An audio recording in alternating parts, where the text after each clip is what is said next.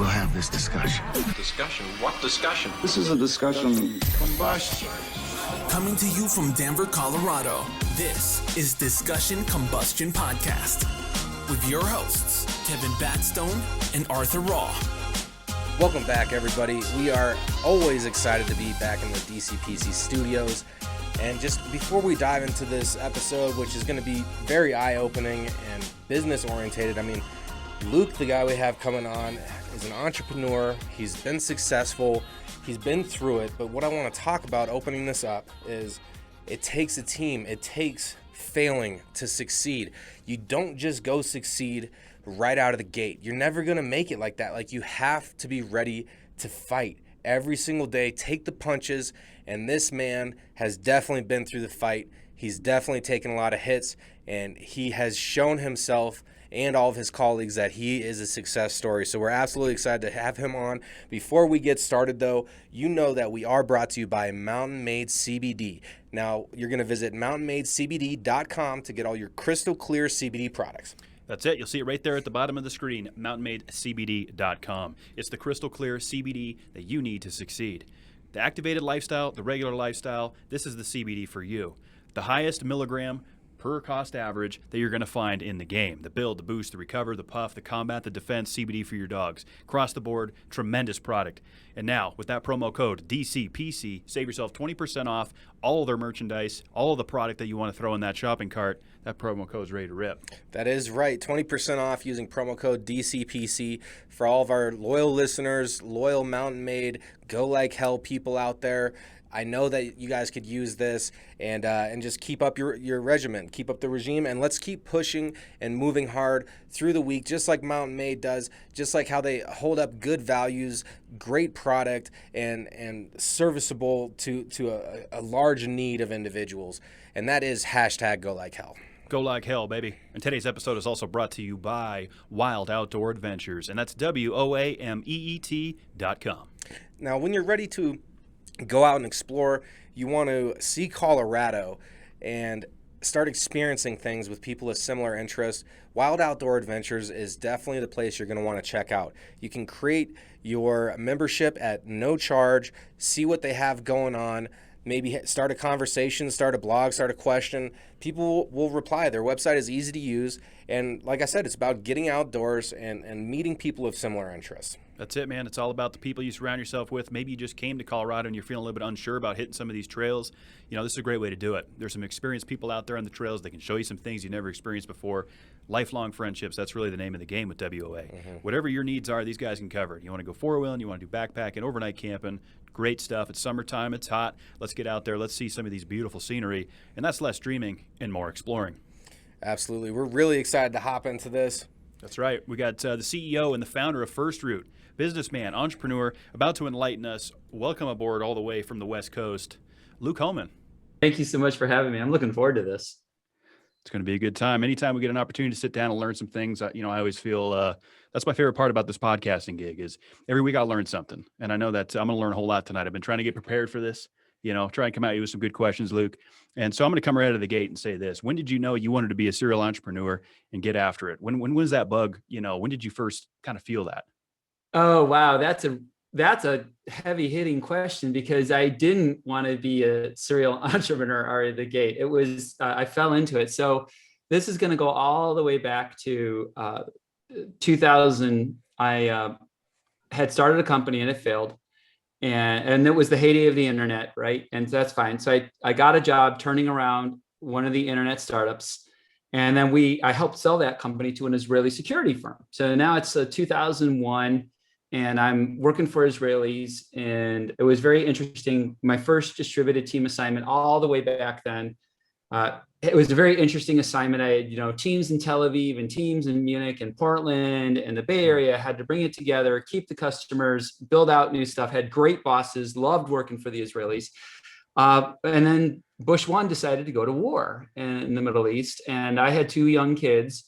And I remember very clearly, my wife walks into my office and says, hey, Bush is going to go to war. And I'm like, yeah. And the State Department says traveling in the Middle East is maybe not such a good idea anymore. And I said, yep. And she said, I think you need to get a new job. And I said, it's going to be hard to get a new job in the Bay Area in 2002. And she goes, yeah, but you'll figure it out. Which meant, and she kissed me and left. And then, which meant quit and figure it out. So my clever marketing plan was sending an email to 40 friends saying, hey, I'm now a consultant, hire me. And I got a call from a buddy about 40 minutes later saying, hey, I got this problem at Qualcomm. And, I think you'd help me solve it. We'd worked together, really good friend. I flew down to San Diego from the Bay Area on January 3rd, 2003, signed a contract about 8 weeks later. So I was working for, a while just on a handshake, which is cool with me. And then one thing led to another. I thought it was going to be like a tide over job, right? Like a tide over consulting job. But one thing led to another, and I started a company, and then that company became another company called first the Innovation Games Company, and then Contenio. And that grew nicely. Eventually sold that to Scaled Agile, which was a great transaction for everyone involved. Completed my integration tasks, and then started in FirstRoot. So it's been an interesting journey, but I'd say that part of it was not planned, just kind of, following a certain flow. And then of course, like once you're on a certain path, then you're like, oh, wait a minute, I'm on this path. I better do it as best I can. So after I had been consulting for a little bit, that's when I was like, okay, I'm going to start a company. And then when I was doing that for a little bit, I decided I wanted to build software. So I started a different company. So, you kind of focus on these things a little bit, and then you keep going, if you will. Yeah. I mean, so one thing, it's like a picture, not necessarily a meme, but it's basically the line to success. And they have two pictures next to each other. One is just, beginning, straight line to success. And that's what everyone expects. That's what everyone thinks, that, you can plan it out. It's organized. It's a straight line. But then the picture on the other side was this complete chaos, squiggly line, and it's all over the place, and it's crossing over itself. And that's the true line to success. Because like you said, you didn't always know what was going to happen. You didn't always have, like you would be in it and then realize, oh, I'm in this. Let me capitalize on this. And so you got to fail. You have to keep working through it and be adaptable in order to be successful. And I feel like that's one thing that's important to talk about, as far as, anybody who's interested in starting a business or doing something independently, is this expectation that it's not going to be easy and you're going to fail. So what would be a couple pieces of advice you would give to a young entrepreneur that is interested in starting their own LLC and starting to go after something? Yeah, well, taking a step back, there's a lot of corporate structures, right? You can be a partnership, you can be an LLC, you can be a S corp, C corp. So I tell people to try and not worry too much about the structure, because that's what you have lawyers and tax advisors for. And depending on the kind of thing that you're going to do, then there are structures that are more appropriate. But it's more about being on your own and pursuing that goal. So I'm gonna give you my first kind of curious statement. What I tell people is live like I live, which is I live like a weasel. Okay. And you definitely want to know what that is, right? Well, yeah, because weasels have a lot of things about them. So what would you compare to what's weaselish? So when I was 17, a long time ago, I read an essay from Ann Dillard, and the essay was called Living Like Weasels. And what she talks about is she was taking a walk outside and she saw a weasel, and they kind of locked eyes, and she started to research weasels. Well, it turns out when a weasel strikes its prey, its jaws lock on the prey, and there's a tendon in the weasel's jaw. It won't release its jaw until the prey dies. So it's like a pit bull, and hyenas also have that too, right? That's right. And so I don't know about pit bulls. I think pit bulls can release, but apparently the weasel can't release it. Oh. It's like there's like this, as long as the prey is moving, the weasel can't, right? But it's similar to pit bulls and it's similar to hyenas.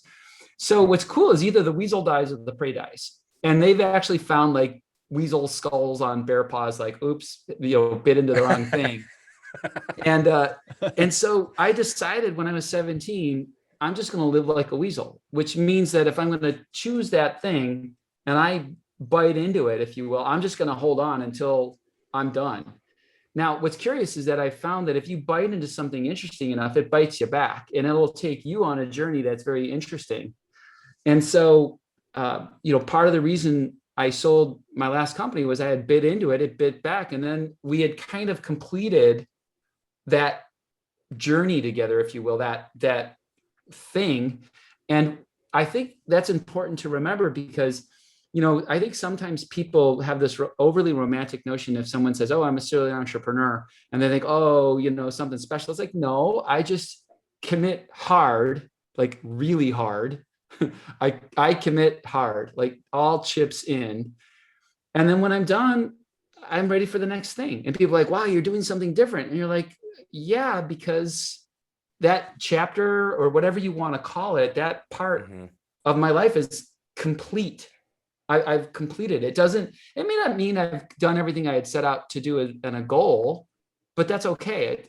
I'm complete. I'm done. And so that notion of like that line to success, it is this kind of curvy thing, but the foundation is, man, you're hanging on, right? You're just committing to it. And rolling with the punches. I mean, that's what it's going to take, right? There's going to be some rainy days. There's going to be some good times. There's going to be learning experiences along the way, owning your mistakes. I feel like all those things kind of speak volume to the trail that we're on, right? If we set out for something, because I like that weasel analogy, and I like those kind of analogies. It helps me analyze things. Christopher Walken has a lion speech, and he talks about this lion being teased. And finally, one day that lion gets up and shows the other animals, what's going on and taking a stand kind of thing. So if you're going to own it and dive into something, that's what it's going to take, I feel like, and being able to be okay with all that as this trip rolls on. I have another phrase that kind of correlates with that about the journey, right? And what I like to say is it's not a job, it's a joy. So meaning sometimes there's jobful work and it feels like a job. And then sometimes it's a joyful work. So right now you guys are probably in your most joyful place, right? You're with a guest, you're with each other.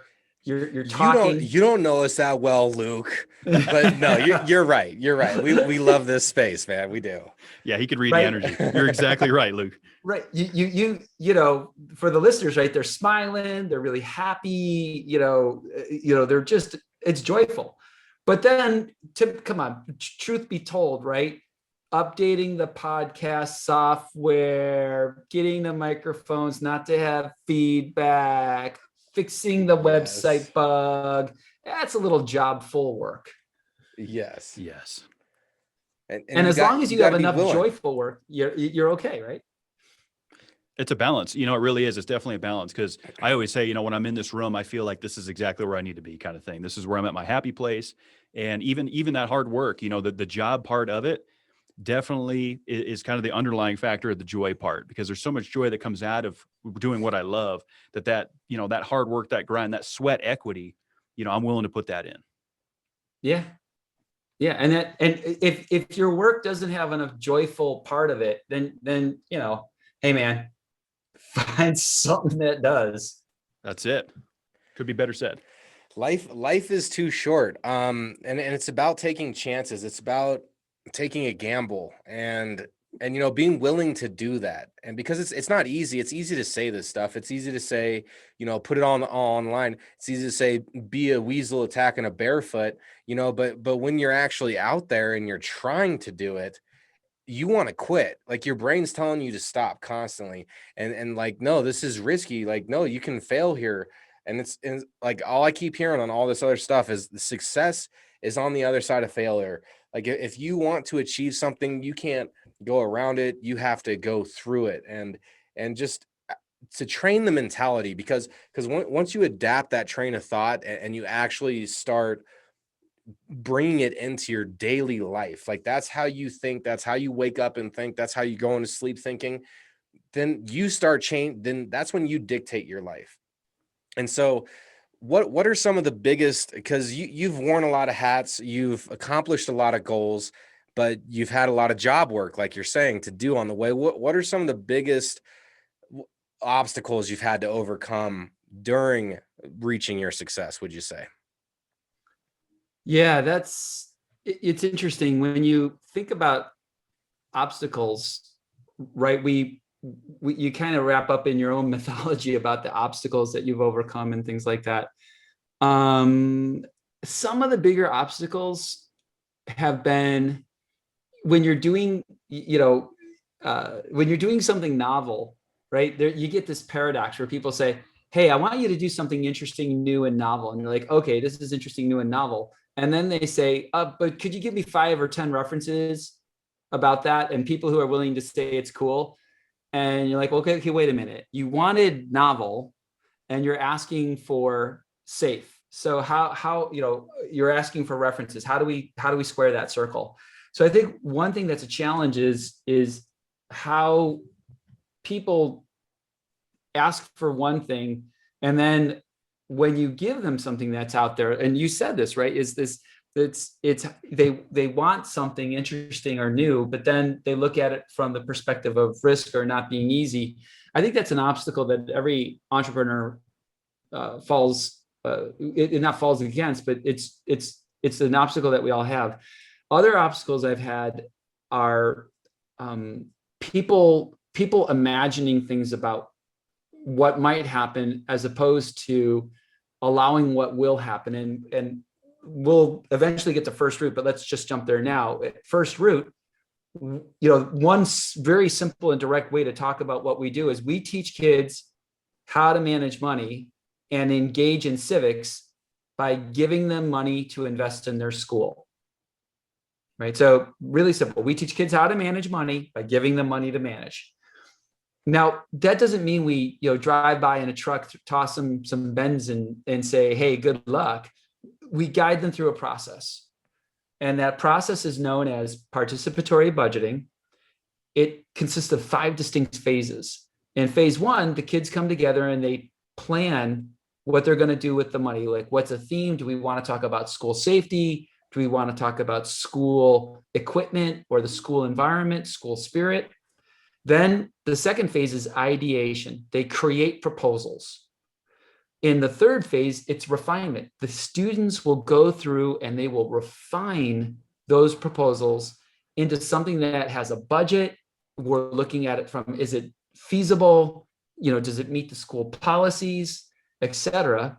And then a subset of the proposals are reviewed to make sure that they are all aligned with the implementation guidelines of the school. And then the students vote. From the voting process, we ratify the results, and then we implement the students' ideas. So when you explain the process, adults are like, oh, okay, I like the process. But there's always an adult who says, well, what if they waste the money? So I ask them, like, what do you mean by wasting the money?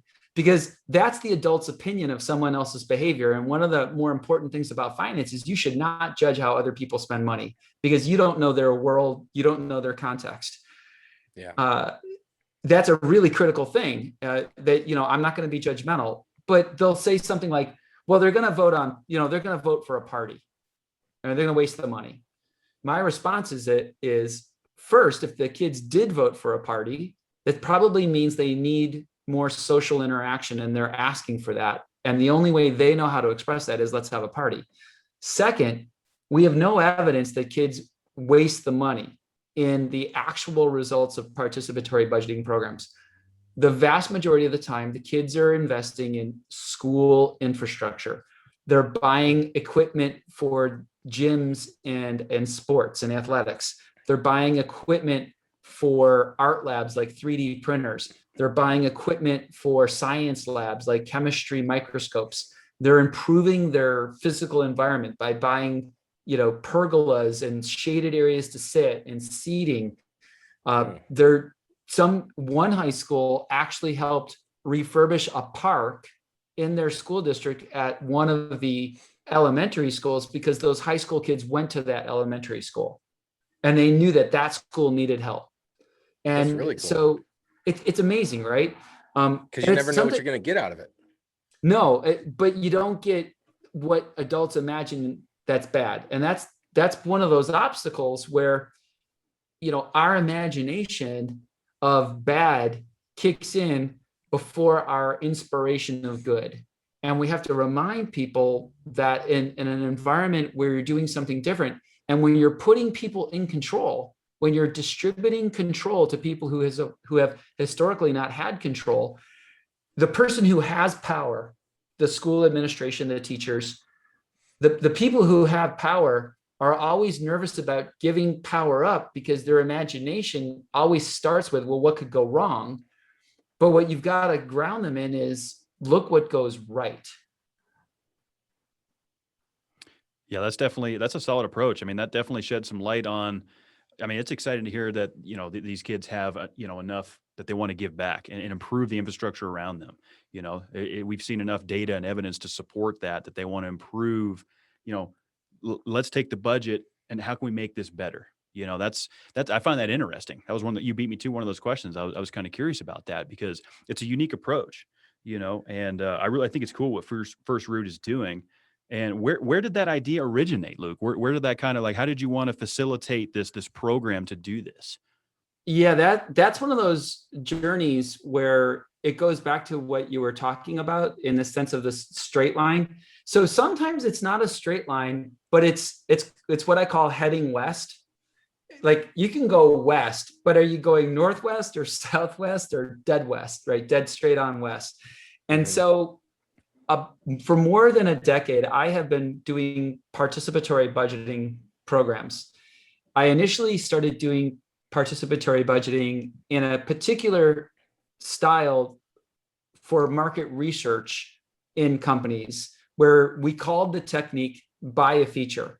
And it was really trying to figure out feature priorities for product companies. We'd put a list of features on a spreadsheet. We would give them all a price. We'd give participants virtual dollars. And I used to buy like Monopoly money. So we'd hand out Monopoly money. People would sit at a physical table and they would literally buy features, and we'd listen to them talk about what they wanted. And we took a process that was competitive and made it collaborative. So there's 3 of us in this podcast. So let's say there was $30 million of budget. We'd each get $10 million. So we each have an equal portion, and we'd start buying features. Well, let's say that one of those features that we really wanted for this software system was $12 million. By definition, not any one of us could buy it. So we'd have to collaborate. So you take this thing that's, competitive and make it collaborative. And what we would initially do was analyze how customers collaborated, not only how they collaborated, but what they said about what was important, about what they wanted to fund. What happened was, I was doing this for research, my biggest customers started saying, hey, wait a minute, could we do this internally on project portfolioos and our IT portfolios? And sorry, this is all podcast agile, right? Is that what you're talking about?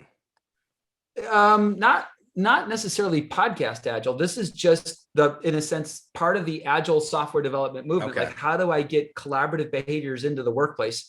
In this particular instance, part of my history was being in the agile software movement right from the beginning. But what I was initially trying to do was take agile principles into understanding customers. Like, how do I understand customers? How do I collaborate customers? Because surveys suck. I mean, let's just facts, right? Drop the facts. Do you Surveys feel like blow. people are honest in surveys for the most part? Oh, of course not.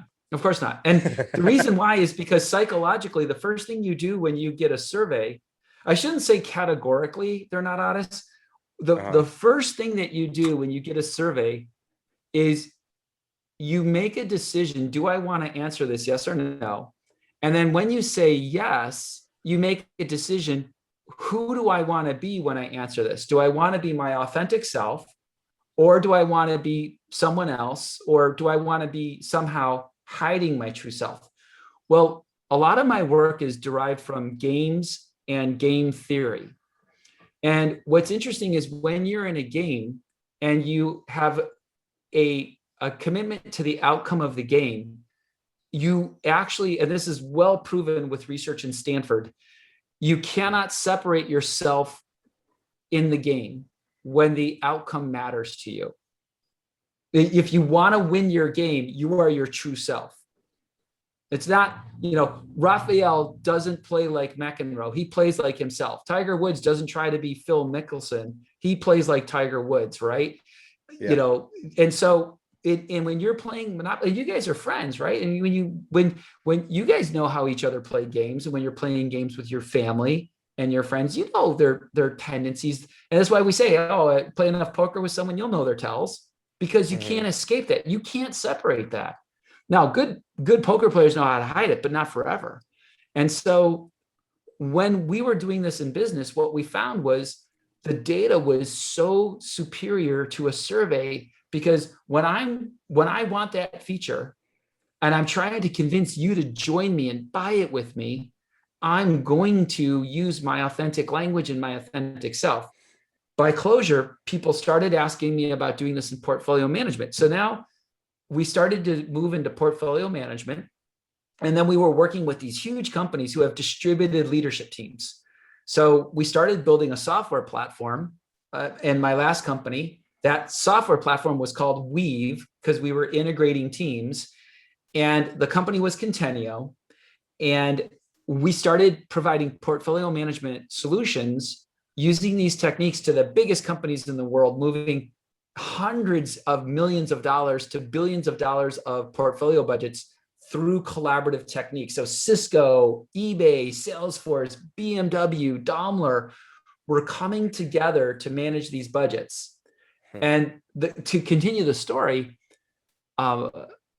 in 2009, I was on a plane ride next to Kim Willesh, who at the time was the head of economic development for the city of San Jose. And we're just sitting next to each other talking.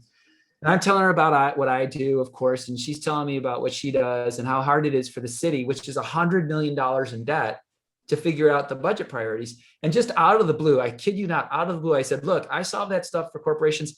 I'll solve it for you for free. I'll do it for free. It's philanthropy. Now, I had not been philanthropic in the past. So you do roll the dice then? Well, okay, I rolled the loaded dice. I'll give you that. I mean, because keep in mind, they're like, oh, this won't work in cities. And I'm like, okay, it will work, because cities are comprised of people just like companies. Cities have limited resources just like companies. Cities have good ideas to fund just like companies, and cities want to hear the input of their citizens or their residents just like companies want to hear the input of their leaders. So I was rolling the die, but I was rolling loaded die, and I knew I was going to get sevens. So boom, I get sevens, right? It takes a while to get that going. We start doing it cities. It's very successful. And out of the blue, one night at dinner, I said to my family, I said, hey, everyone, I got an idea. And of course, there's a lot of chuckling at the table because, dad's got an idea. And I said, let's do this in schools. My wife says, what? I said, let's give the kids money and try out what I'm doing with business in cities and schools. And she's like, I don't know if it's going to work, babe. It's interesting. I'm not sure. And I said to one of my sons, my second son was in 8th grade at the time. And I said, so what do you think? Give me one idea that would make the school better right now. And he said, oh, that's easy, Dad. We need a third lunch line just for drinks, because kids like me who bring our lunch, all we want is a drink. If I could go through the line, get my drink, I could play more. And I smiled and I said, a legitimate idea in operational engineering, gotta love it. So we did it. We went to the school. I said to the PTA, let's give money to the kids. And they're like, oh, you're kind of crazy. I'm like, look, I will write the check. I'll get this started. We did it. It was fantastic. It was an amazing success. The kids loved it. They ended up getting an LK water bottle refilling station. Then we had a lot of challenges with the implementation, because we're like, oh, this is cool. And then we had to figure out how to work with the administration to get it implemented. Eventually it did.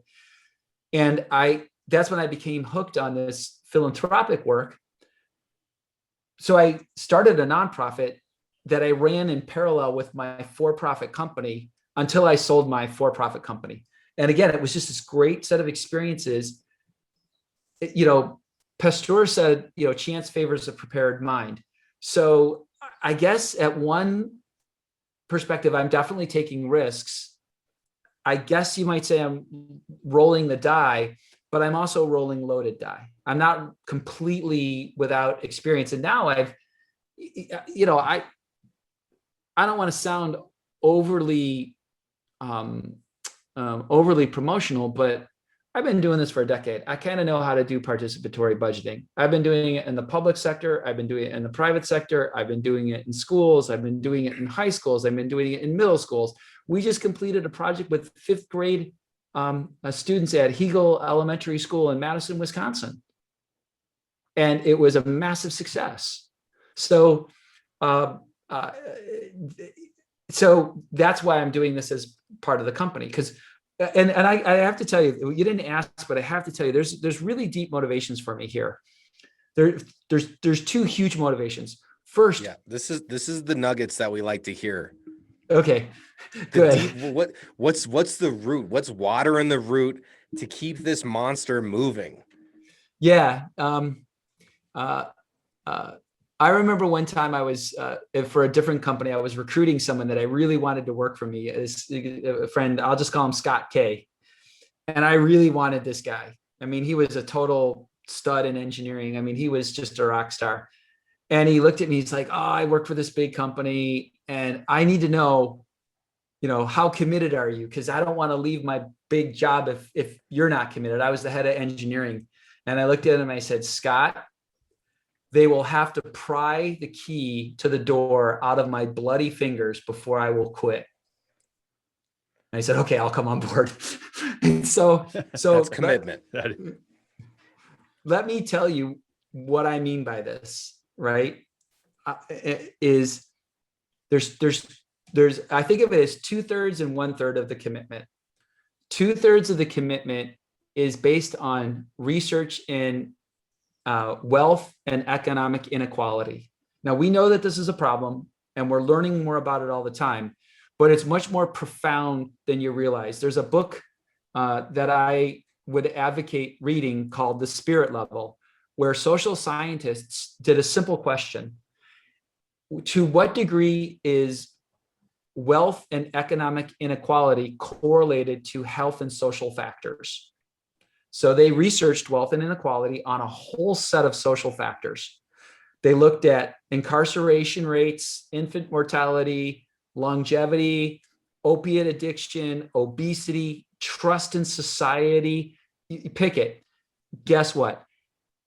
It's a perfect correlation. The more unequal the society, the worse it performs in every dimension. And the United States is the world's most unequal society. And guess what? For all those people who are like, "Hey, America number one." Okay, well, let's look at what we're number one at. We've got the fattest population with the highest incarceration rate, the highest homicide rate, the worst infant mortality of Western countries, the highest level of opiate and drug addiction, and the lowest level of trust among citizens. And here's the kicker. Rich people say, "Oh, well, that doesn't affect me. I'm rich." Well, actually, it does. Rich people have proportionately higher rates of suicide in America than in other countries. They have higher rates of drug addiction. They live in gated communities. They have lower levels of trust with people who aren't like them. So they pay a psychic toll. They don't live as long as people in other countries. So this notion of wealth and economic inequality, we've got people, "Oh, let's fix it with a pill." Really? I don't think so. I don't think that's the root cause. And so first root, part of the name of our country is, what's that first root cause of some of these ills? And one of the first root causes is economic inequality. So I'll pause, but that to me is 2/3 of the issue. So now what's the other 1/3 of the issue? Well, if you're a millennial and you've grown up in an environment of increasing low trust and social media that has no moral compass, you start to distrust the democratic process. Here's a frightening statistic from Tufts University. There's a report called "The Republic is Still at Risk," where they study democratic attitudes among the population. 1 in 4 millennials think democracy is a bad way to run the country? 25%. They're not trusting it. They don't like it. Yeah, that's an interesting statistic. So they check out, right?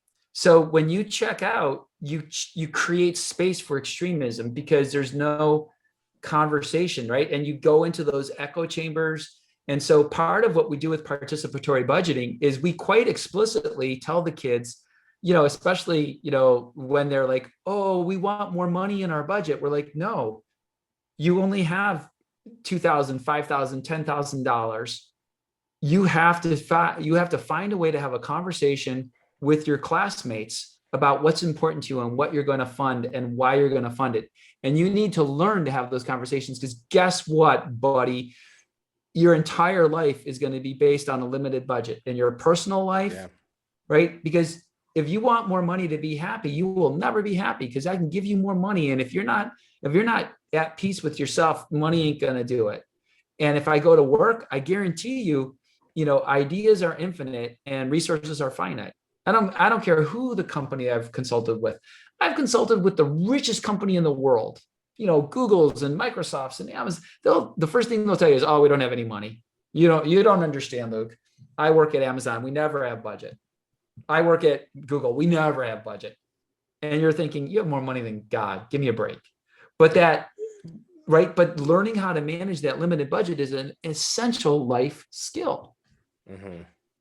Absolutely, it is. And the earlier you get on it, get them motivated. I got a good friend of mine that I'm doing a little bit of trading with, and one of his main goals right now is to get his kids acclimated to that and being financially stable, and managing your money, cutting costs, coming up with a budget, so to speak, like what you're doing here. And so one of the questions I wanted to ask you, Luke, is when you rolled this program out in the beta period, so to speak, right? So you took it to the local school, whatever's nearest to you, when this idea was facilitated and put into motion. How long was that beta period? What did it look like? And then how did it kind of transition into, okay, here comes FirstRoot? Wow. Okay. So I started doing it locally with our middle school that my son attended. My children, I have 4 kids, right? So they all attended the same school. So we started that way back in 2015. And again, I didn't have this grand plan for FirstRoot, like totally I was just doing my stuff. Then I kept going and I just kept seeing how the kids responded. And what I really saw was that this, it's called intrinsic motivation. And in educational theory, there's, fancy terms. It's called self-determination theory.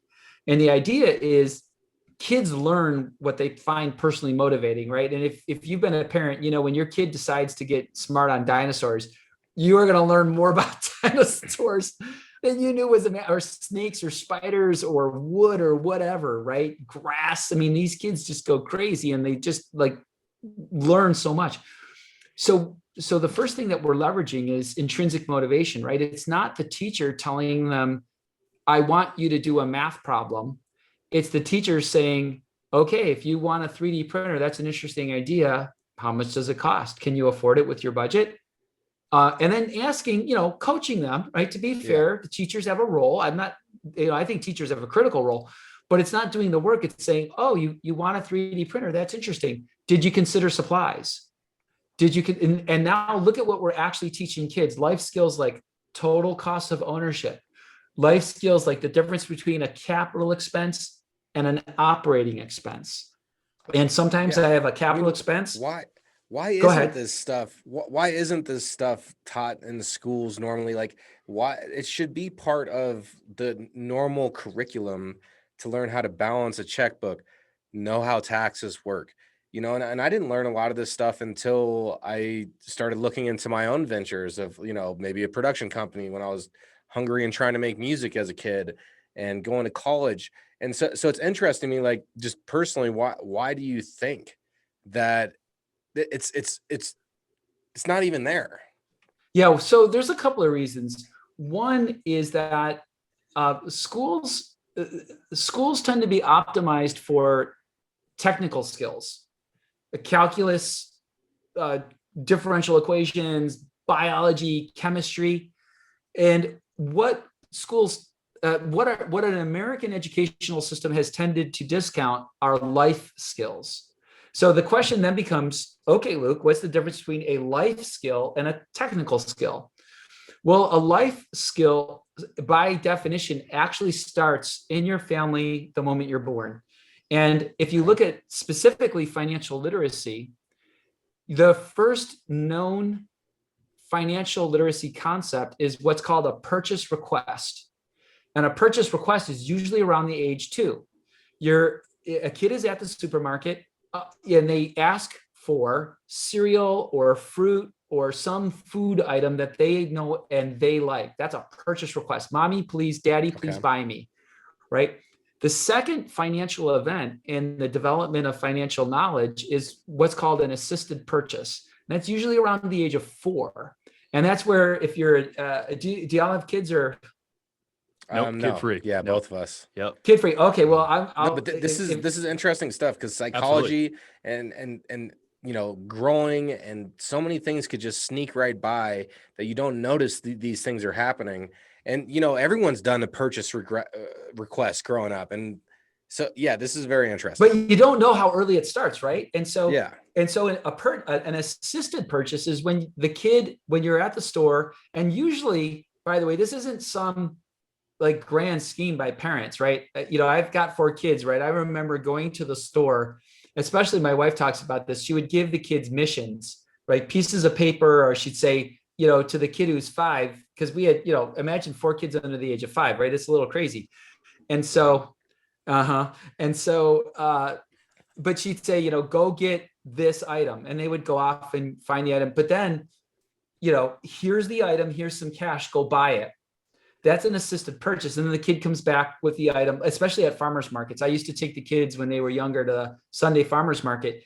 And I didn't have a grand plan. I was just, keeping them engaged in the process. Like, hey, here's $5, here's the bag of apples, go hand the $5 and the apples to the vendor. And they come back with the apples and you're like, okay, go get the change.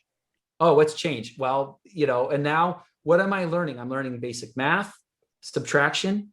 I'm learning a financial transaction. I trade money for good or service. So now by the time the kid hits kindergarten, they've actually got a fair amount of financial literacy, and that's a life skill.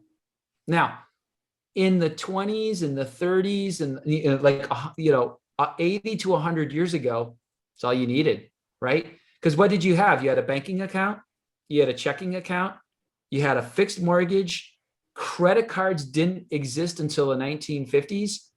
And now when you roll the clock forward, the complexity of our modern world motivates a need for actual financial literacy. So, one thing to be fair, right, to the past is, how come I didn't learn this in school? Well, you didn't have as much of a need.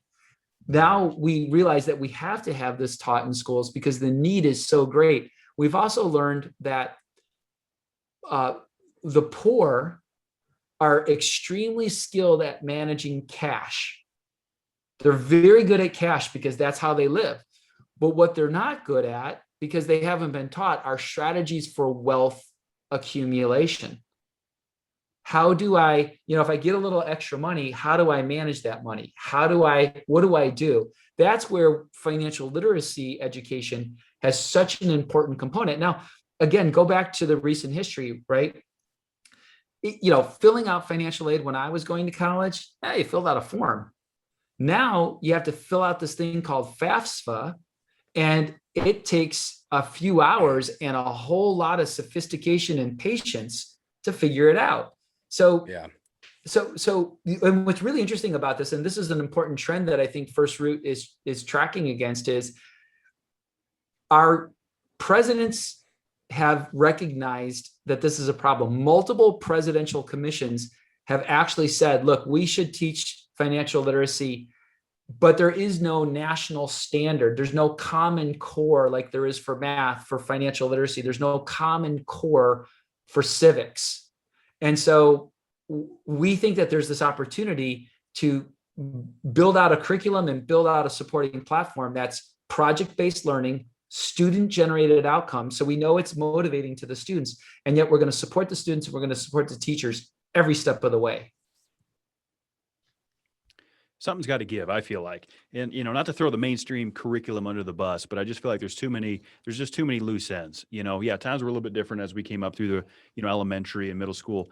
I just feel like it's almost like a program conditioning situation where, okay, you're going to get in debt immediately. That's almost what you're taught. Try hard, get your grades. You can get some grants along the way, but you're going to be tied to a system a little bit, right? You're going to come out, you're going to go to college, you're going to be in student loan debt, which is tied to you for 20, 30 years. Buy a house, you're in more debt. I almost feel like the mainstream curriculum conditions students to come out in debt. So that's where I kind of admire what FirstRoot is doing, right? Financial freedom, taking control of it, managing your own money is such a crucial skill, Luke. And I love it. I love it. I think we need it. So I love the fact that you picked out system, right? Because system thinking is so critical. And the question then becomes, who benefits when you are in debt? Well, certainly not you, right? And so banks will tell you, like the bank mantra is, oh, we don't want you to have bank fees because we want, good customers. That's total crap. If you actually look at the distribution of revenue in banks, it's a U curve. And the way the U looks is that banks make the most money from relatively poor and uneducated people in terms of financial literacy, or super wealthy people. Where banks make no money are the average middle class, because the average middle class has enough money to not bounce checks, to generally not carry credit card debt. But what's really interesting is, without some training, there's an emerging phenomena right now called the affluent poor. And I'm like, what is an affluent poor? That's a person who every time they get a raise, they increase their lifestyle. And so they never actually get to a point where they're reducing their debt, because they're so used to having debt that they're just used to carrying a credit card balance. And so those people never had training. They never had, you can get ahead, but when you get that break, that opportunity, you want to manage your money in a way that doesn't increase your lifestyle. And I think, of course, it's partly how you were raised, right? I grew up extremely poor. I youngest of 6 kids. My dad died when I was 4. My mom raised us all on her own, tough as nails, school teacher, worked her tail off. And so I had an intrinsic kind of realization about, material things and, not needing a lot. And I fortunately have a wife who is even less materialistic than me. And boy, one of my advice is, when you asked me earlier about like, hey, how do you start companies well? And I'm like, marry well, because it's not like I married rich, but I married well, because when I started on my own, I very clearly remember my wife sitting down with me and saying, okay, this is how we're going to run our finances. You write a couple of big checks, like the mortgage and whatever, and then you write a check to me, and that'll be like my salary, and I'll manage the house. And she looked at me and she just straight up said, and I don't care how much the company makes. As long as I have this number, you can make more or less, and you don't give me more. Just give me this number. So when you guys were talking about the ups and downs, and yeah, my company had our ups and downs. Some months we would make a little bit more, and I would just squirrel that away.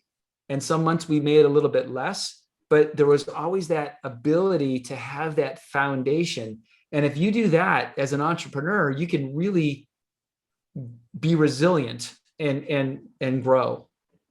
So kind of to go off what you're talking about, because, the affluent poor, as you put it, I could fall guilty in that. Like I've hit some pay raises, and, I've kind of increased my style of living, slowly paying down debt, maybe not saving the best, but I feel like that's almost a natural cause. Like you're a log flowing down a river, almost like naturally people are going to want to do that, and like you get a pay increase, you're like, yeah, I could afford that new car. Like, I feel like that's a normal thought process to have, but in a sense that is holding you back from obtaining more, in a sense, right? So what would you say is one of the key pillars of that thought process of actually keeping your money and not allow, like, do you remind yourself like, hey, I got this, like when your company did better this month, you don't go buying new printers and all this other stuff, like you put it aside.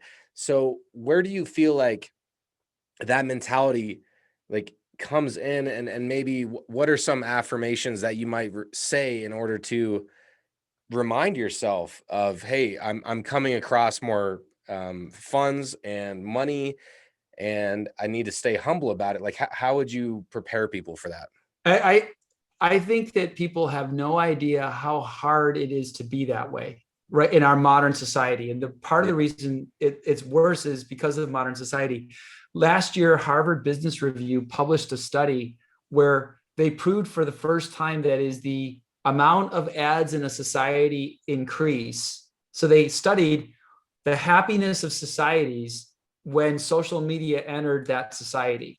Now, keep in mind, in social media, it's ad driven. So you are the product, right? So, Facebook and Google and social media companies, they are selling you to advertisers. So how do advertisers manipulate you? They get you to have an emotional response to something that you don't have, right? So I'm going to put it out there, and not that she would ever listen to me, but the epitome of the absolute worst kind of company is Gwyneth Paltrow's Goop, because she says this is an aspirational brand, meaning you should save up and spend a lot of money on my stuff just so that you can look cool.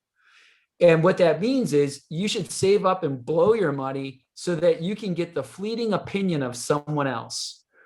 And when you say it like that, I mean, I'm sorry to cut you off, but it's just those type of sentences, those type of thought processes, there needs to be like a whole application on this, where it's just like, okay, I'm experiencing this. What is the real actual, like, how are they pulling the curtain over my eyes? And it's like you said, like you're saving your money to spend it for a temporary, a temporary like opinion that is going to be accepting of it. Like, and it goes back to conditioning. Yeah.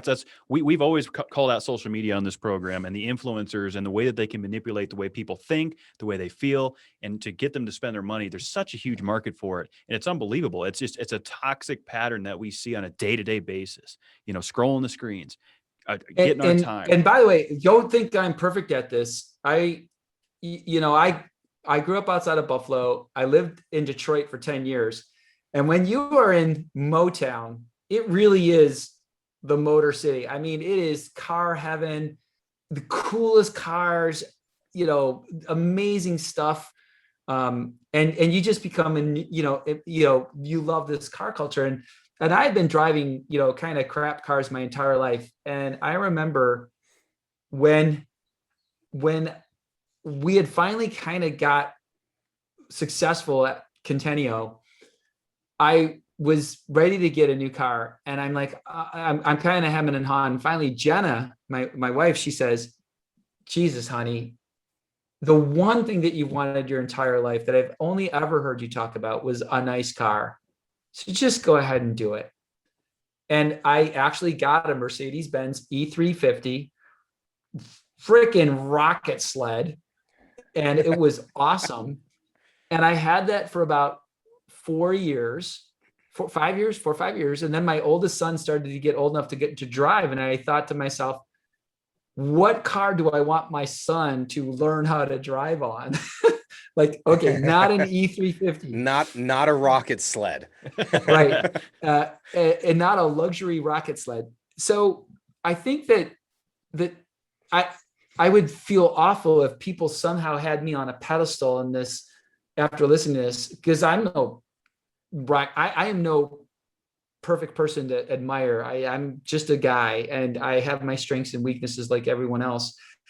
And I think that it is So when you talk about these motivational quotes or these affirmations, right?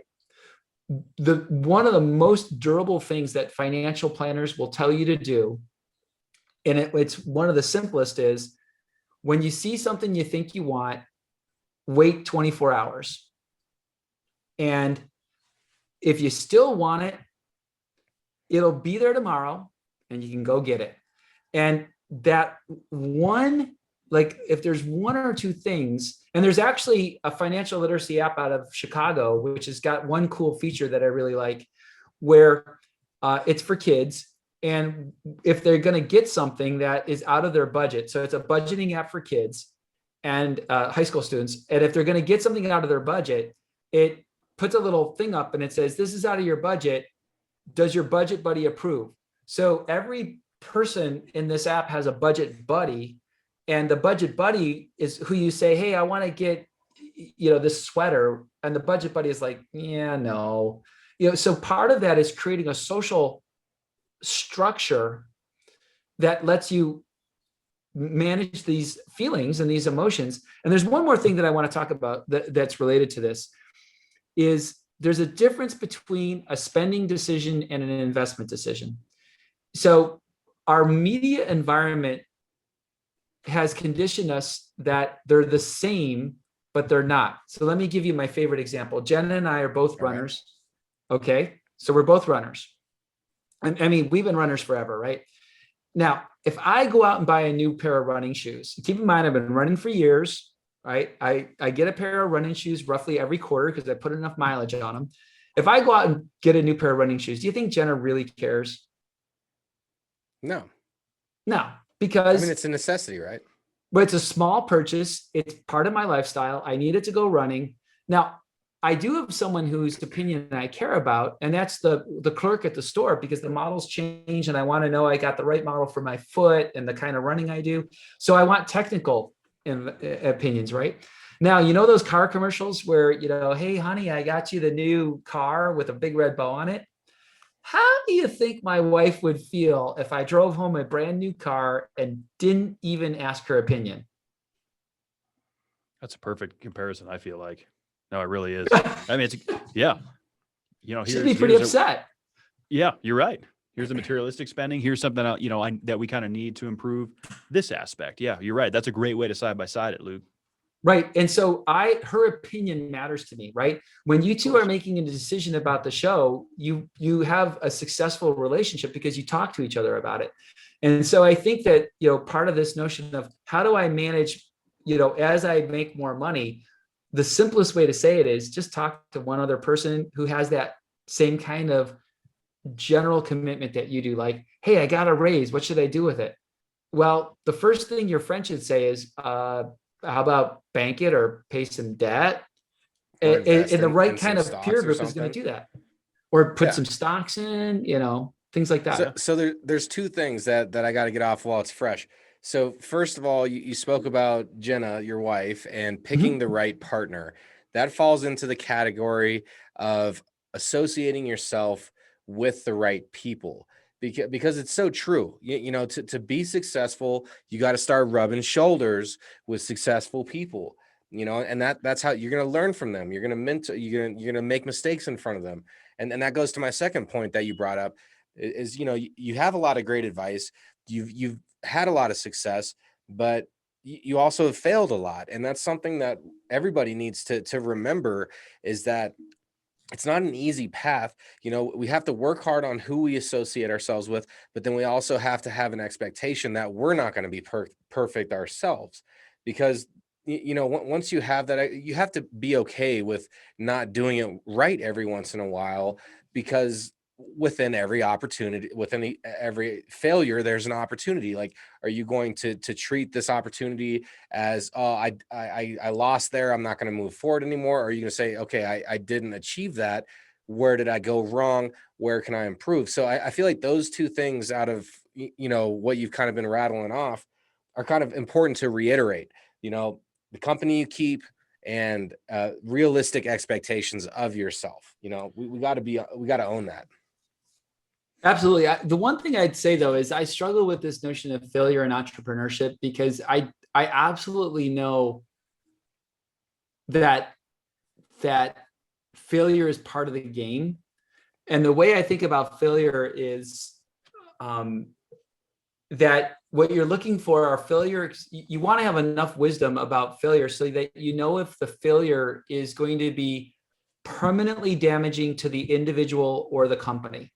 And those are the only failure events you need to protect against, something that could be permanently damaging. Because, an example in marriage of a permanent failure is, adultery. In many marriages, right? That's game over. Like you did the wrong move in that game.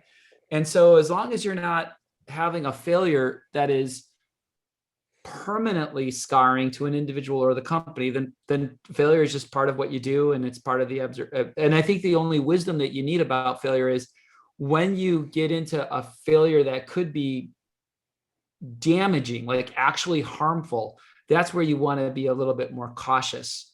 This notion of failure, it's absolutely true that entrepreneurs will fail, but most of us kind of go, well, it didn't kill the company and it didn't, permanently damage us. So it's cool. Like it's, I don't want to sound cavalier about that. Yeah. But it's heed the warning. You may fail, but not too hard, and right. It's interesting though, because everybody is their own unique individual, right? So we all have different various degrees of what we consider successful, what we consider a failure. And so I feel like that's one of the important things is to know thyself, to thyself be true, and really focus inward on what's important to you, and then don't cheat yourself. Luke, I don't know how many episodes you listen to. I know you're a busy guy, but I cheated myself out of happiness for over 12 to 13 years of my life, having the wrong priorities and chasing the wrong things. And I was lost in that for years and years and years. And coming out of that, like I want to be critical with myself. I want to be the best me. I want to have the best friends, the best people around me, and try to do it right. And that's in my individual goals where I'm at right now. And I feel like it's important for people to recognize where you're at. Like how many, for everybody that's just sitting there scrolling their screen constantly or looking at the next Netflix show to watch and just working aimlessly, like, and not trying to feed your brain, like you got to take some time to evaluate yourself. Like, are you happy with yourself? Because as successful as you've been, Luke, like, I feel like if you weren't happy with yourself doing all these different things and going on these different ventures, then they probably wouldn't have succeeded like they have. So you have to have a level of self-honesty, and even if you're doing something wrong, you got to be honest with yourself about it. Yeah, there's so much to unpack in that, and so much, wisdom. It's also allowing yourself to be happy with less and reminding yourself. True story, a couple weeks ago was my birthday, and happy belated. Yeah, thank you. But for all the listeners, I hope you don't think less of me for this, but I'm going to come clean. I love bad romantic comedy movies. Like, I am a sucker for those bad romantic comedies. And my brothers and sisters used to scare the crap out of me growing up. And so what I can't handle are scary movies. Like, as a big joke in my family, like, I can't either, Luke. Oh, thank you. Right. Oh, good. I'm not alone. I make noises at night if I watch a scary movie. My girlfriend says I do wooing. So I hear you. I can't do it. And so on my birthday, my wife's like, what do you want for your birthday? I'm like, take me out to a movie and dinner. She's like, cool. And then she says, well, let's go to an earlier movie, like 5:20, and then we can go to a later dinner and just stay out and have a good time. And I'm like, okay, that sounds great. So we're driving to the theater, and there's one Mexican restaurant that we love to go to in Sunnyvale. And I'm like, okay, let's go to Roberto's and, blah, blah, blah. And she says, oh, hey, hon, they close at 8. I'm like, oh, and that's one of the crappy things about the California lifestyle. Everything closes. It's not like cool cities, like New York or Chicago that stay out late, right? So I say, hey, wait a minute. There's this really cool restaurant, steakhouse nearby that I've been to. And, they're going to be open later. She's like, oh yeah, they're open until 10. And then Jenna says, one entree is $65. Now, we're at a place in our life where if I really wanted to drop that money on my birthday, we could do it. Yeah.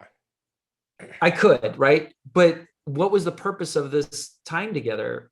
And I looked at her, I said, I don't really know if I want to drop that on dinner tonight. And she said, yeah. And then she says, how about 2 for $22 at Applebee's? I'm like, cool. So, what I mean, it's like knowing that what actually made you happy was your friends and your experiences, to your point, like surrounding yourself with the right people, not the right things. And this is so sappy and so traditional, and the advice, and yet it is so the cliches are true. The cliches are true. They're there for a reason, right?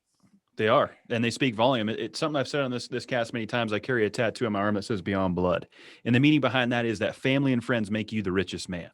I truly believe that. It's the time spent. It's the experiences that you experience. That to me is worth more value and equity than fancy clothes, dollar signs, things of that nature. Going back to the perception is reality thing, right? That's the way I view it. Maybe somebody has different priorities. Maybe they want the fanciest new car and shirts and clothes. But for me, that's what I value. And that's that individual freedom along the way. And like Bob Ross said, the old painter, remember him? He was a real happy guy. He's like, we don't make accidents around here, just happy little mistakes. Yeah. And so when all those old cliche sayings, when you change the way you look at things, the things you look at begin to change. That's right. And I think that speaks volume. I learn that every day. Yeah. And where the focus goes, energy flows. Kevin's on that. And it's like, this is something that you have to be vigilant. Like you have to be willing to fight the lazy mentality, the do it later mentality, the I don't need that right now mentality. Oh, that sounds hot, I'm not going to go do that right now. Like you have to stay vigilant. And I'll tell, I've told this story a bunch of times, but and you touched opiates a little bit earlier on. That was the vice. That was where my priority was misplaced.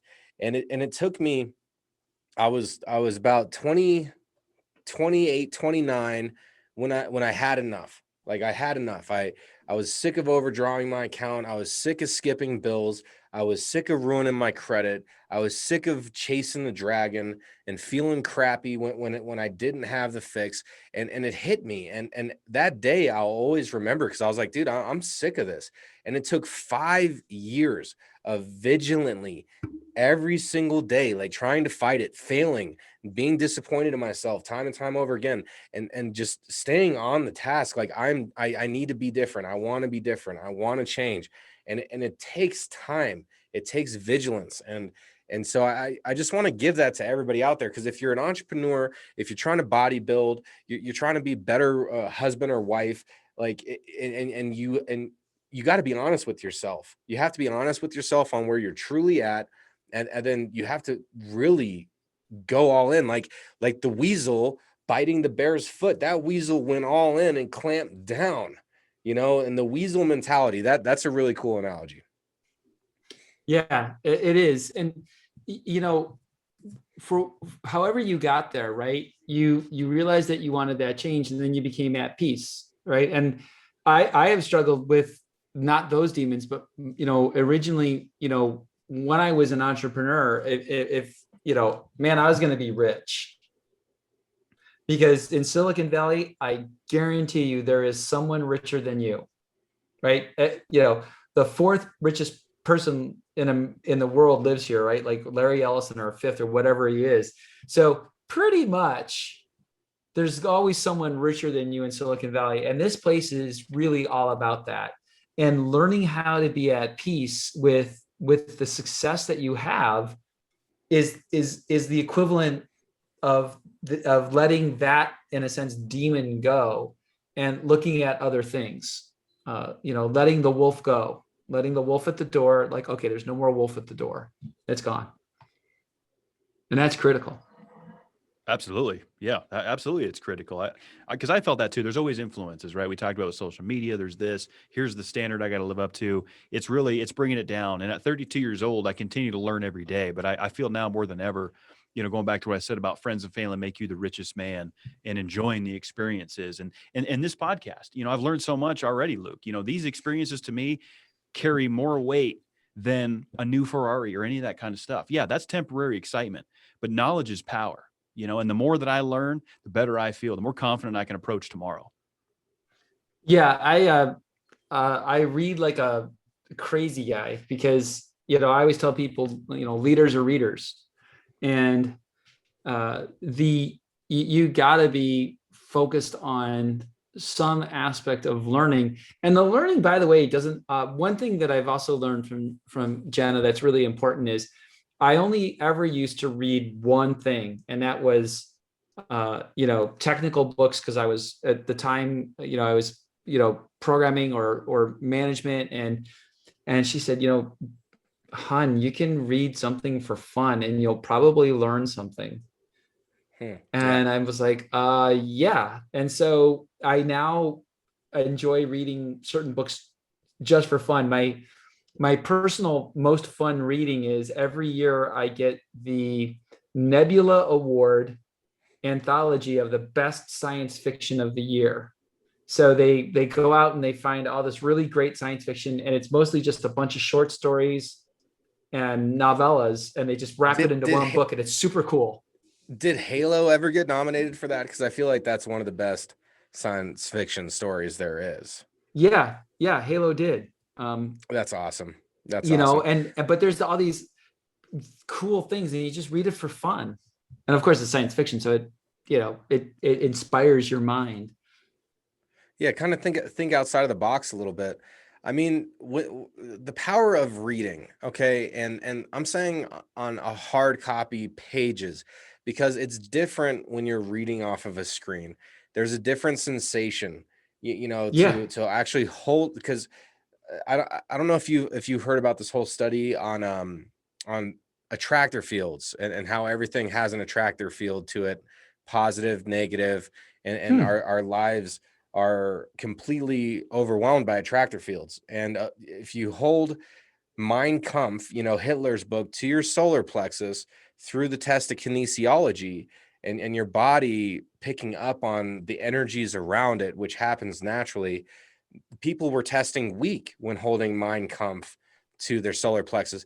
But on the contrary, if you're holding the original Constitution, not all the amendments added and stuff, the original Constitution, if you hold that to your solar plexus, then through kinesiology, you would test strong. And so wow. It's interesting to think about the power of reading as well, because you're holding that physical power, you're holding that energy. All that knowledge is contained within your hand, and you have that accessible. And then you're flipping through it. There's something about it. And then challenging yourself. Like I always used to be very insecure in grade school and high school, reading in front of classes. Like, hey, it's your turn to do the paragraph. I would be super anxious, getting super nervous, trying to reread my paragraph, not even paying attention to what's happening before, just so I could do it right. And it's because it can be a challenge, and to read correctly and to actually focus on the knowledge in between the lines. I mean, how many times have you read a book or a sentence or a paragraph and you're like, you know what? I didn't even capture any of that. I have to reread that paragraph now, Happens to be every day. Yeah. I think it's funny that an accomplished and very smooth podcasting guy has a story of not feeling accomplished in public speaking when he was young. And it just speaks to, our past can inform us, but it doesn't define us. Yeah. And we can make those choices, right? You can, you got good at podcasting and smooth interviewing and smooth interaction. And, it's one of those, had you asked yourself back then, like, would you be doing this? The answer may not have been yes. It's true. It's true. I mean, back in the day, I wanted to be a rapper. So that was always my thing. But the reason behind it was always actually something that, I didn't want to be a rapper for the bling bling or the babes or nothing like that. I looked at music as a way to give a direct message without any third party interruption, nobody else's hands in it. And be able to give a positive message to people. Like when I used to write lyrics, it was about what I did. Like I was never in gangs, so I don't talk about stuff that I've never experienced, And so, I feel like in life, regardless of the endeavor that you choose to pursue, if you're going to do something that's bigger than yourself, like what you're doing right now with FirstRoot. Like that's bigger than yourself. You're teaching hundreds, and then those kids are telling people what they learned, and oh man, this was so exciting. We collabed and got this project done. Like that's bigger than yourself, Luke, and that's what's important about it, because if you take on a project that has a larger impact and it is more meaningful than your own existence, then that's where you truly make an impact, I feel. Well, let's talk about dreaming big, and I'm gonna drop some gems on you right now about what our vision is. Okay, so if I walk into a classroom of, just pick an average size classroom, 250 kids, not 250 kids, 25 kids, 30 kids, and I give each kid $10, right? That's $250, and the classroom will go through a PB cycle, and they'll get some stuff, and they'll make their classroom better, and they'll learn some stuff. That's cool. And I would say the learning is good, but the impact is low, because there is a certain amount of impact that you can only have with, right? Now let's go to a high school and let's give an amount of money that we have seen fairly common to the high school, $10,000. Now the source of that money is often the principal's discretionary fund or the PTA or even corporate social responsibility partners. But there's like $10,000. And what's interesting about that amount is it's enough money to be meaningful to the kids. They can do something, but it's not so much money that the adults are going to get nervous and take over, because we still want the kids in control. Well, now $10,000, that's where you see the kids doing really interesting things, right? Building out infrastructure, doing cool stuff. But what I know how to do is build massive collaborative software that's positive, right? That builds people up. So now let's just pick California, because it's where I live. There's 3,200 high schools. If I give every high school $10,000, I've got $30 million in the hands of kids. What could kids in California do with $30 million? What could kids in Colorado do with approximately $9 million? What could kids in Florida do with $20 million? Now let's keep going. 26,000 high schools in America. That's $250 million. 100,000 schools when you rope in elementary schools and middle schools. What could American kids do with $1 billion in their hands? What change could they make? I have no idea, but I'm building the system to find out. Well, and that's, you give the power to the youth. I mean, you think about it, the saying, you can't teach an old dog new tricks. And that's it goes along the saying of, I'm an adult now and I know who I am. So I am stuck in my ways, basically. So giving that power to the youth, people who are opportunistic, people who see things differently, life is, they got to explore the world still, they're not. So I feel like there's a lot of positive energy. Have you seen any common trends as far, you said infrastructure, you said, kids have given back to their elementary schools. Is there something where you feel like all the students, their energy is naturally drawn to a specific area? No, I don't think we have enough data. I think our company is still too small to figure out the trends. Mm-hmm. I don't think we have enough data. I don't think anyone has enough data to figure out trends, right?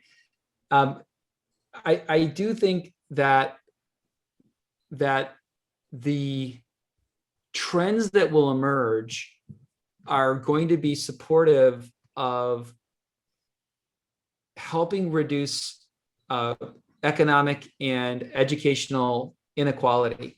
So we talked about wealth inequality, right? So historically, schools have tried to fix inequality through municipal bonds, right? So the school district says, I need to get these repairs done. I need to do these things. I'm going to aggregate this money into a bond, and then I'm going to put a tax on this. Well, bonds are not going as well anymore for a couple of reasons, right? Rich people don't trust the government, so they don't want to give a bond. Poor people, as the poverty has increased, they don't have the money for new taxes. So they say no to bonds. So now schools are losing bond funding. But what's happening is the affluent schools have voluntary contributions from their rich families. So affluent neighborhoods are doing well. And you're seeing, and I'm not making this number up, you're seeing 20 times as much voluntary funding between schools in adjacent school districts based on property values and demographics. So what's happening is the society wealth inequity is reflected in educational infrastructure and educational inequity, which kind of has this negative cycle. And so what I actually think is going to happen when we start making this information available to the kids through our software, and they are in control of the money, is I think you're going to see, my prediction is you're going to see kids cross collaborate to help capital flow more naturally to the kids who need it the most. That's all. I mean, That's powerful. That's like instilling selflessness within people. And, I feel like people want to be selfless for the most part. Like people want to give, and people want to help, but, only if you're in a position to do so, so it's kind of, it's just very interesting. Everything you're doing is very interesting. I did want to touch on something, change the subject a little bit. Yeah. We normally do some would you rathers, and there was one that I thought would be kind of fun. I'm trying to do a callback to classical cartoons. Okay. Ooh. So if you had to pick who would win in a fight, all right, you got Tom and Jerry on a team versus Rocky and Bullwinkle on a team. Who's going to win, Tom and Jerry or Rocky and Bullwinkle? Wow. Tom and Jerry versus Rocky and Bullwinkle. Yeah. I'm going to pick Bullwinkle and Rocky. And the reason is I grew up with both of them, but Bullwinkle always had that kind of innovative, quirky thing. Like, to me, Tom and Jerry, like, you kind of knew what was going on when you were a kid. Like you could see that plot line play out, and it's like, the Roadrunner. But with Bullwinkle, what I remember about Bullwinkle is every now and then you'd be like, what did you do? And he had that quirky, weird, like, what? And so I'm going to go, because I think that if in a fight, if we had the cartoon cage match, and by the way, man, you are tapping into a whole bunch of stuff, like literally on my desk right there, right? I love comics. Like, I love comics. So, oh my gosh, we could have had a whole episode talking, man. Look at that. What you got there? Black Panther? Okay. Black Panther. But let me tell you, like, the single best book ever. If you want to get a book that will, like, I make this on the podcast. You buy this book. If you don't like it, I will buy it from you. Money back. No questions asked. You got to get Understanding Comics by Scott McCloud. This is a book written in comic form that explains comics and explains comic art. And it is like it is crazy good as a book. It's mind blowing. So yeah, the comics and Rocky and Bullwinkle and all that kind of stuff. Like, I'm down with all that, man. I'm down with all that. I love it. I had a feeling. If I did that one. I don't know. I would take Rocky just by their size alone. I mean, I feel like Tom and Jerry, they were sneaky. They could definitely find a plan, but size, the power to weight ratio is what I'm going to go with here. And I think that's what gives Rocky and Bullwinkle the nod in this hand. And we don't normally do unanimous on these, but I'm going Rocky Bullwinkle too on this. Unanimous decision on that, huh? Rocky could fly around, and Bullwinkle's coming up with these aha moments. So I think that's really fun and a good way to critique it. So just one other quick one here. So I know you punched your workout card today, okay? Yeah. And you told me you're a runner, all right? So I have that information, but if you could only do one form of cardio for the rest of your life, that's it. Are you riding a bike or are you swimming? You can only choose one. Oh, I have to choose between those two. Yeah. I would ride a bike. Yeah. Partly because eventually swimming just feels frustrating because you're going slow, and I have a weakness for speed. There are many stories about my weakness for speed.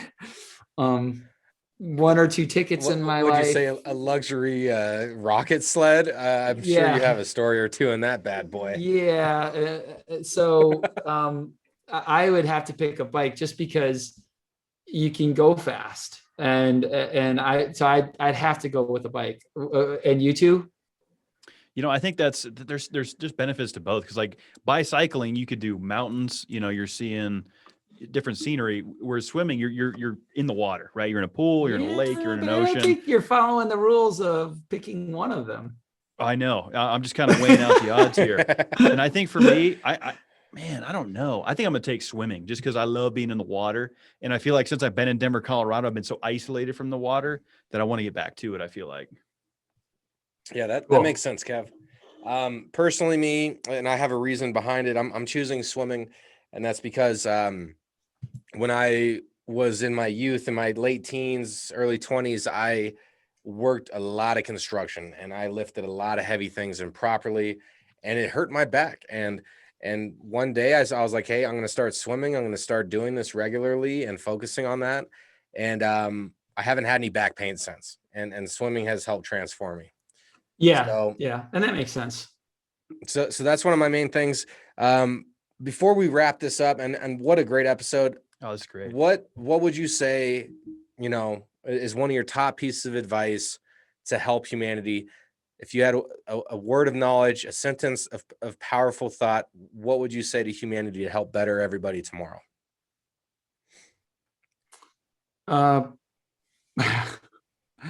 Show just a little gratitude to the people who've helped you and pay it forward. When I feel in my darkest moments and I feel like people are against me, or I can't make the sale, or, something's going wrong, or I get turned down and I'm grumpy and just like, whatever. I personally get out of it by remembering all of the amazing people in my life who've helped me get to where I'm at. And I can rattle them off. And then when I start rattling them off, I find a whole nother group to rattle off.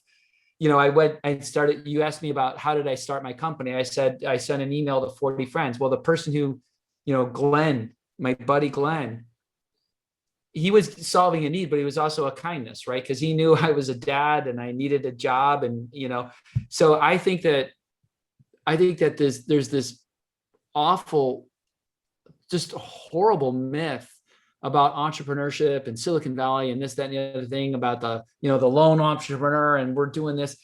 It's just awful. And so if I had to pick one thing, it's just, have a little gratitude for all these people who've helped you out. And if you think about it, you'll find them.